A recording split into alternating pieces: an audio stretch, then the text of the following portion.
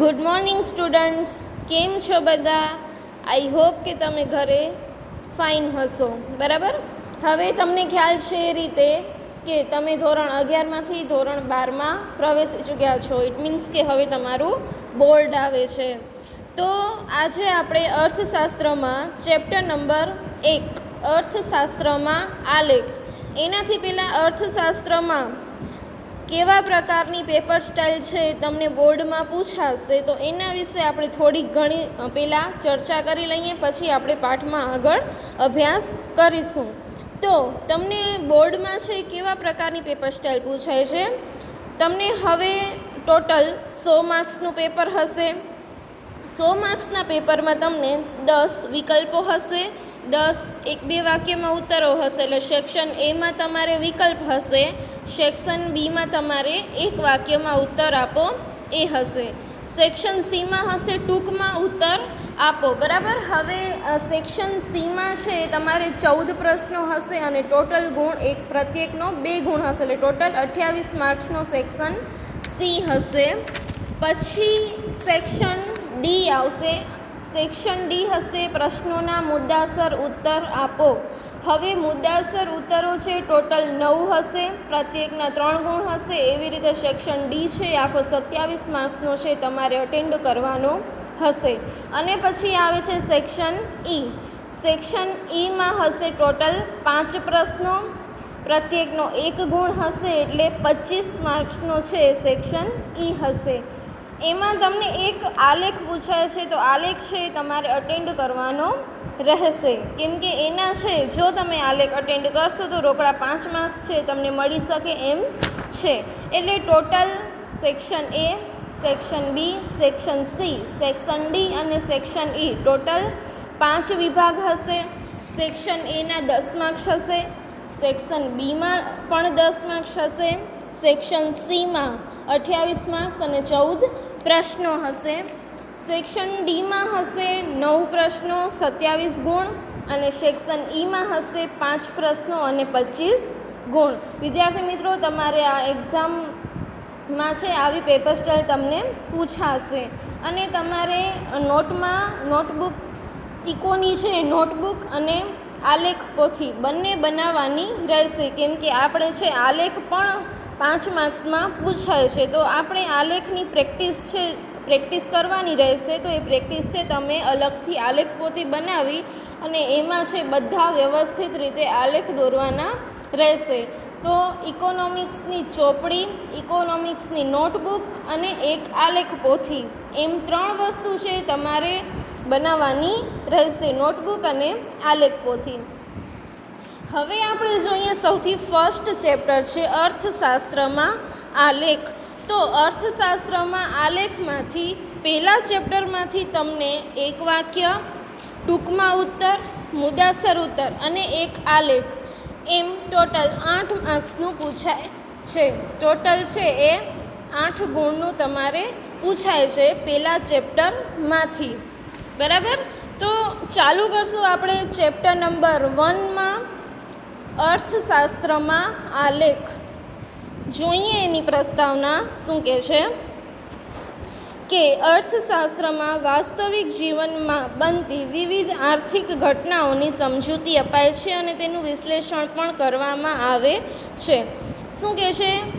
અર્થશાસ્ત્રમાં જે અર્થતંત્ર છે, અર્થશાસ્ત્રમાં વાસ્તવિક જીવનમાં બનતી જેટલી પણ ઘટનાઓ છે, અર્થતંત્રમાં જેટલી પણ વાસ્તવિક ઘટનાઓ છે એની સમજૂતી અપાય છે અને તેનું વિશ્લેષણ પણ કરવામાં આવે છે. અર્થશાસ્ત્રમાં રાજ્ય, બેન્કો અને આંતરરાષ્ટ્રીય સંસ્થાઓએ આપેલી માહિતી અને આંકડાઓનું છે ખાસ વિશ્લેષણ થતું હોય છે. શેનું? તો કે રાજ્ય, બેન્કો, આંતરરાષ્ટ્રીય જેટલી પણ સંસ્થાઓ છે એની માહિતી અને એની માહિતી ઉપરથી એના આંકડાઓ છે એનું વિશ્લેષણ થતું હોય છે. જ્યારે નિષ્ણાંતો દ્વારા ઘટનાઓ અને તેમના વિશ્લેષણની ચર્ચાઓ થાય ત્યારે સામાન્ય વ્યક્તિઓને એમાં રસ પડતો નથી. બરાબર. હવે આવી ઘટના જ્યારે અર્થતંત્રમાં બને છે ત્યારે એના વિશ્લેષણની ચર્ચાઓ થાય ત્યારે વ્યક્તિઓને છે વધારે પડતો એમાં રસ પડતો નથી, પરંતુ જ્યારે આવી ઘટનાઓ છે એના વિશેની મુખ્ય બાબતો અને પ્રજાએ સમજવા જેવા અર્થતંત્રમાં ફેરફારો જેટલા પણ છે એ ચિત્રો અથવા તો આલેખ દ્વારા આપણે જો કોઈને સમક્ષ આપણે રજૂ કરીએ તો એને વધારે ને વધારે એ બાબત ઉપર ઇન્ટરેસ્ટ આવશે, કેમ કે એ જ માહિતી છે એ આપણે શેના દ્વારા વ્યક્ત કરીએ છીએ તો કે આલેખ અને ચિત્ર દ્વારા. તેથી પ્રજાને છે એ માહિતી વધારે સારી રીતે પહોંચે છે, ઇન્ટરેસ્ટિંગ રીતે. આવા વિશ્લેષણ માટે ખાસ કરીને 2 પ્રકારના ચિત્રો દોરવામાં આવે છે, આકૃતિ અને આલેખ. પહેલા ચેપ્ટરમાંથી તમને આકૃતિ અને આલેખ ઇટ મીન્સ કે 5 માર્ક્સનો આલેખ છે તમારે પૂછાતો હોય છે. તો આકૃતિ કોને કહેવાય અને આલેખ કોને કહેવાય, સૌથી ફર્સ્ટ તો એ આપણને ખબર હોવી જરૂરી છે. આકૃતિ અને આલેખ, બરાબર. આ છે તમને 2 ગુણમાં પૂછાઈ શકે છે, ક્યારેક 1 ગુણમાં પણ પૂછાઈ શકે કે આકૃતિનો અર્થ સમજાવો, આકૃતિ એટલે શું, આકૃતિ અને આલેખ વચ્ચેનો તફાવત સમજાવો. ત્યારે તમારે આકૃતિ અને આલેખની સમજ હોવી જરૂરી છે. આંકડાશાસ્ત્રની દ્રષ્ટિએ આકૃતિઓ અને આલેખો જુદા પ્રકારના ચિત્રો છે અને તેમનો ઉપયોગ જુદા જુદા કારણોસર થતો હોય છે. અર્થશાસ્ત્રમાં પણ આકૃતિઓ અને આલેખોનો ઉપયોગ છે અલગ અલગ રીતે થાય છે. આકૃતિ અને આલેખ દ્વારા પ્રજાને વધારે જે માહિતી છે એ આપણે આકૃતિ અને આલેખ દ્વારા જો એમની સામે સ્પષ્ટ કરીશું તો વધારે એ લોકોને ઇન્ટરેસ્ટ આવશે. પેલું છે આકૃતિ એટલે શું, તો કે સામાન્ય રીતે અવલોકિત માહિતીનું ચિત્ર દ્વારા પ્રતિનિધિત્વ આકૃતિ કરે છે. જે માહિતી આપણી પાસે છે એને ચિત્ર દ્વારા રજૂ કરવી, ઇટ મીન્સ કે એને શું કહેવાશે, આકૃતિ. હવે આકૃતિ દોરતી વખતે સ્કેલ માપ છે લેવામાં આવે છે. સ્કેલ માપ વગર આપણે આકૃતિ છે એ વ્યવસ્થિત અને સારી રીતે દોરી શકતા નથી. તો આકૃતિમાં સ્કેલ માપ લેવામાં આવે છે, પરંતુ તેને દોરવા માટે આંકડાશાસ્ત્રનું ઊંડું જ્ઞાન જરૂરી હોતું નથી. આકૃતિ દોરતી વખતે આપણે સ્કેલ માપ લઈએ છીએ અને એમાં જે આંકડાશાસ્ત્રનું ઊંડું જ્ઞાન છે આમાં જરૂરી નથી. આંકડાશાસ્ત્રની દ્રષ્ટિએ જ્યારે માહિતીની આવૃત્તિ અસતત હોય ત્યારે આકૃતિનો ઉપયોગ કરવામાં આવે છે. જ્યારે માહિતી કેવી હોય, અસતત હોય, ત્યારે આપણે છે આકૃતિનો ઉપયોગ કરીએ છીએ. બીજા શબ્દોમાં કહીએ તો આકૃતિ સ્વયં સ્પષ્ટ માહિતી માટે દોરવામાં આવે છે. જ્યારે સ્પષ્ટ માહિતી હોય અને એને આપણે પ્રતિનિધિત્વ શેનામાં કરવું છે, આકૃતિ દ્વારા, તો ત્યારે આકૃતિ છે એ દોરવામાં આવે છે. તેને દોરવા કે સમજવા માટે સામાન્ય જનને સમજવા માટે આંકડાશાસ્ત્રનું ઊંડું જ્ઞાન જરૂરી નથી. આકૃતિઓનો ઉપયોગ છે એ વિજ્ઞાપન કંપનીઓ આકર્ષણ ઊભું કરવા, આકર્ષણ ઇટ મીન્સ કે પ્રજાને વધારે અટ્રેક્ટ કરવા, કે એ પોતાની માહિતી છે શેના દ્વારા રજૂ કરે છે તો કે આકૃતિ અને આલેખ દ્વારા, તો લોકોને વધારે ઇન્ટરેસ્ટ આવશે, વધારે આકર્ષણ ઊભું કરશે. રાજ્યની માહિતી આપવા, સામાજિક સંસ્થાઓમાં જાગૃતિ ફેલાવવા માટે છે એ આકૃતિનો ઉપયોગ થાય છે. એવી જ રીતે હવે આપણે જોઈએ આલેખ. તો આલેખ પણ અવલોકિત માહિતીનું ચિત્ર દ્વારા પ્રતિનિધિત્વ કરે છે. હવે તમને એમ થશે કે આકૃતિ અને આલેખમાં શું તફાવત છે, આકૃતિમાં પણ ચિત્ર હોય છે અને આલેખમાં પણ ચિત્ર હોય છે. તો જોઈએ આલેખમાં શું ડિફરન્સ છે. આલેખ પણ એવા જ સેમ અવલોકિત માહિતીનું ચિત્ર દ્વારા પ્રતિનિધિત્વ કરે છે, આપણે ઉપર જોયું તે રીતે. આલેખ માટે પણ સ્વયં સ્પષ્ટ છે એ માહિતી હોતી નથી.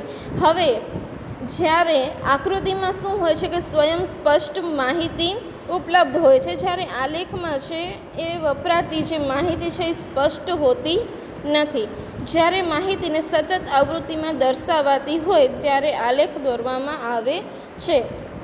એનાથી ઊંધું આકૃતિમાં શું હતું કે અસતત માહિતી માટે દોરવામાં આવતી હતી, જ્યારે આલેખ છે એ સતત આવૃત્તિ માટે દોરવામાં આવે છે. અને એમાં આંકડાશાસ્ત્રનો જે સાધનોનો ઉપયોગ છે એ આલેખમાં આપણને કરવો પડે છે, જ્યારે આકૃતિમાં એનો કોઈ ઉપયોગ કરવો પડતો નથી.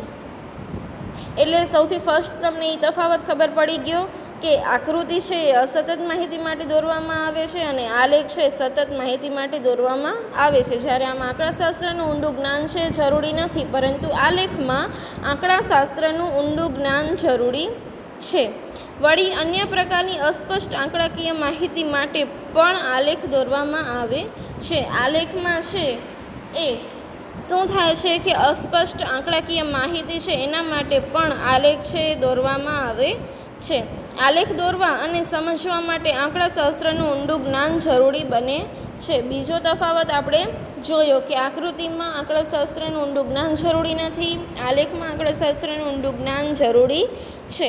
એક્સ અને વાય ધરી દ્વારા દોરાયેલા ચતુર્થાંશોમાં ના એક કે તેથી વધુ ચતુર્થાંશ પર આલેખ છે ફેલાઈ શકે છે અને ચોક્કસ સ્કેલ માપ વિના છે આલેખ દોરવો અશક્ય છે. હવે આકૃતિમાં પણ સ્કેલ માપ જરૂરી છે અને આલેખમાં પણ સ્કેલ માપ જરૂરી છે. અહીંયા બે ધરી જોવા મળે છે, એક્સ ધરી અને વાય ધરી, અને આલેખમાં સ્કેલ માપ છે એ ફરજિયાત છે. સ્કેલ માપ વિના તમે આલેખ છે દોરી શકતા નથી. સામાન્ય રીતે આલેખ છે ગ્રાફ પેપર પર દોરવામાં આવે છે. તમને ખબર છે ગ્રાફ પેપર ઉપર છે આલેખ દોરવામાં આવે છે. આલેખનો ઉપયોગ સંશોધનકારો દ્વારા તથા ઉચ્ચ શિક્ષણમાં વધારે કરવામાં આવે છે. હવે આ છે આલેખ આપણે બનાવીએ છીએ તો એનો ઉપયોગ કોણ કરે છે? તો સંશોધનકારો કરે છે. શેમાં? તો કે ઉચ્ચ શિક્ષણમાં આલેખનો ઉપયોગ કરે છે, કે સામાન્ય પ્રજાને આલેખ દ્વારા તેઓ વધારે ને વધારે સારી રીતે છે સમજાવી શકે છે. આપણે અસતત આવૃત્તિનું ઉદાહરણ આપ્યું છે અને સતત માહિતીનું આવૃત્તિનું પણ ઉદાહરણ આપ્યું છે. તો કે અસતત આવૃત્તિ એટલે કેવી? તો કે એક પછી તરત બે આવે છે, બે છે એ રિપીટ થતું નથી, પછી ડાયરેક્ટ 5, 7, 10 એવી રીતે જે રિપીટ અંક થતા નથી એને કેવું કહેવાશે? અસતત. એની સામે માંગના એકમ આપ્યા છે 100, 80, 70, 20 અને 10. જ્યારે સતત આવૃત્તિ કોને કહેવાશે? સતતમાં શું હશે? આવકનો વર્ગ, આવક એમાં છે વર્ગ આપ્યો હશે અને એમાં છે રિપીટ થતા હશે 10થી 20,000. અને તમે નીચે તરત જ જોઈ શકો છો, અહીંયા 20,000 છે તો અહીંયા પણ 20,000થી જ સ્ટાર્ટ થાય છે, અહીંયા 30,000 છે તો અહીંયા પણ 30,000થી સ્ટાર્ટ થાય છે. 10થી 20,000 નીચેની કોલમમાં, 20થી 30,000 એના પછીની કોલમમાં 30થી 40,000. બરાબર. અહીંયા કને આપ્યું છે લોકોની સંખ્યા આપી છે આવૃત્તિ 500, 300 અને 100. અને બીજું આપ્યું છે કે 10થી 19 જ્યારે પણ વર્ગ આવે ત્યારે શું હશે? સતત આવૃત્તિ હશે. ક્યારેક એ રિપીટ પણ થશે અને ક્યારેક એ રિપીટ પણ નહીં થાય. એટલે અહીંયા જોવો તમને વર્ગ આપ્યા છે 10થી 19, 20થી 29 અને 30થી 39. ઇટ મીન્સ કે અહીંયા છે રિપીટ થતો નથી, પરંતુ એ વર્ગમાં છે. 10થી 19માં વિદ્યાર્થીઓની સંખ્યા કેટલી છે? 50 છે. 19 નથી પણ 20થી 29 છે તો એમાં વિદ્યાર્થીઓની સંખ્યા કેટલી છે? 30 છે. અને 30થી 39માં કેટલી છે? તો કે 10 છે. એવી રીતે આપણને સતત આવૃત્તિ અને અસતત આવૃત્તિનું એક ઉદાહરણ આપ્યું છે. વિદ્યાર્થી મિત્રો, હવે નેક્સ્ટ ટોપિક અર્થશાસ્ત્રમાં આકૃતિઓ અને આલેખનું મહત્ત્વ, કે શા માટે આકૃતિ અને આલેખ દોરવામાં આવે છે, શા માટે એ ઇમ્પોર્ટન્ટ છે. તો આપણને સામાન્ય રીતે કોઈ પણ ટોપિક છે અઘરો લાગતો હોય, અટપટો લાગતો હોય તો એને આકૃતિ દ્વારા છે સરળ બનાવી શકાય છે અને આલેખ દ્વારા છે વધારે સ્પષ્ટ બનાવી શકાય છે. એટલે અઘરો અને અટપટો લાગતો જે અર્થશાસ્ત્રનો ટોપિક છે એને આકૃતિ દ્વારા આપણે સરળ બનાવી શકીએ છીએ. બીજું છે અર્થતંત્રમાં આવતા કેટલાક પરિબળોના જુદા જુદા વર્ષોના વલણો છે. બરાબર, જુદા જુદા વર્ષોના વલણો છે એ સહેલાઈથી એક જ આકૃતિ અથવા આલેખમાં છે એ જોઈ શકાય છે. ત્રીજું છે અર્થતંત્રમાં વિવિધ ક્ષેત્રોમાં ફેરફારો છે તો ફેરફારોને આપણે સહેલાઈથી સમજી શકાય છે. ચોથું છે કેટલાક પરિબળો માટેની વર્ગો, પ્રદેશો, ક્ષેત્રો તેમજ સમયગાળા વચ્ચેની સરખામણી છે. સમયગાળાની સરખામણી સહેલાઈથી કરી શકાય છે, એમ યાદ રાખી શકાય. પાંચમું છે અર્થશાસ્ત્રની કેટલીક અઘરી બાબતો છે એને સમજવા અને સમજાવવા પાછળ લખનાર અને વાંચનારનો સમય અને શક્તિ બચે છે, કારણ કે આકૃતિ અને આલેખ દ્વારા અનેક બાબતો છે એ સ્પષ્ટ રીતે જોઈ શકાય છે. છઠ્ઠું છે અર્થશાસ્ત્રના એવા કેટલાક અઘરા સિદ્ધાંતો છે, અઘરી આકૃતિઓ છે, તો એને આલેખ દ્વારા સમજવી સરળ બને છે. જેમ કે માંગ અને પુરવઠાનું વિસ્તરણ છે, તો માંગ અને પુરવઠાનું વિસ્તરણ અને માંગ અને પુરવઠાનું સંકોચન છે, તો એની મૂલ્ય સાપેક્ષતા છે એ આપણે આકૃતિ દ્વારા સરળતાથી સમજી શકીએ છીએ. અને સમગ્રલક્ષી પરિબળોમાં જેટલા વલણો થયા છે સામયિક શ્રેણીની મદદથી દોરાયેલા આલેખ દ્વારા સ્પષ્ટ થાય છે. જેમ કે ખેતી ક્ષેત્રમાં આવતા ટૂંકા અને લાંબા ગાળાના આકસ્મિક પરિવર્તનો. તો જે ટૂંકા ગાળાના પરિવર્તનો છે અને લાંબા ગાળાના પરિવર્તનો છે, તો એ લોકોને આપણે આકૃતિ અને આલેખ દ્વારા સ્પષ્ટ રીતે સમજાવી શકીએ છીએ કે કોઈ ઉદ્યોગમાં છે નિયમિત પરિવર્તનો તથા વલણો સામયિક શ્રેણી વડે શોધાય છે અને લાંબા તથા ટૂંકા ગાળાના પરિવર્તનો અને વલણો છે એ આલેખ દ્વારા છે આપણને સારી રીતે અને સરળતાથી સમજી શકીએ છીએ. તો આપણે ખબર જ છે કે આકૃતિઓ અને આલેખનું મહત્ત્વ કેટલું બધું રહેલું છે. હવે એના નેક્સ્ટ ટોપિક છે આપણે નેક્સ્ટ વિડીયોમાં જોશું કે આકૃતિ અને આલેખ છે એ આપણે જ્યારે દોરીએ છીએ ત્યારે કઈ કઈ બાબતો છે ધ્યાનમાં લેવાની છે. Thank you.